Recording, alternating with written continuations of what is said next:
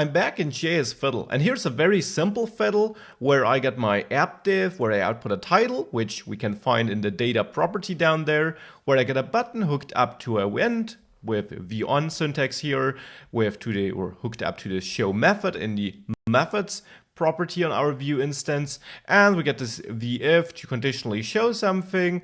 I also get a computed property which calculates a lowercase title, and then here I got this watch property where I simply throw an alert whenever I click this show paragraph button.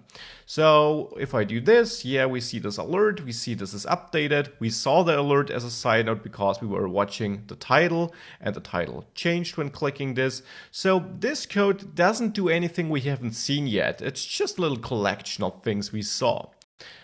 In this section, I want to focus on this Vue instance though.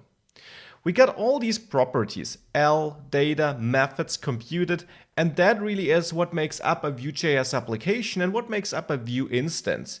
The Vue instance kind of is the middleman between our DOM, our HTML code up there, and our business logic. We pack all our business logic into this Vue instance, either in the data property if it's simply some data we want to work with, be that set it initially or changed throughout the application, be that a method which we want to call, for example when clicking a button where we then want to interact with our data and change it, like here in the methods property where we set up such methods.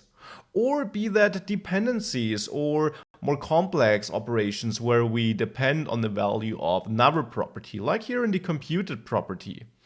These are the options on the Vue instance you already learned about throughout the last modules.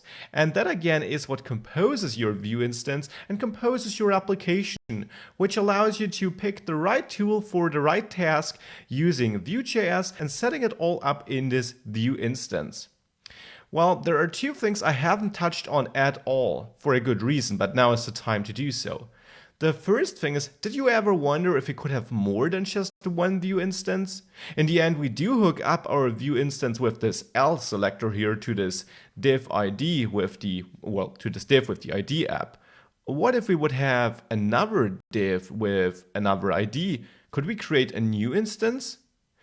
The answer is yes, I'll come back to this. Let me first ask the second question.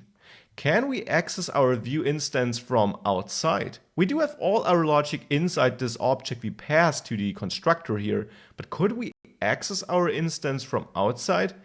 The answer on this question is yes too. So let's look at these two questions in more detail now.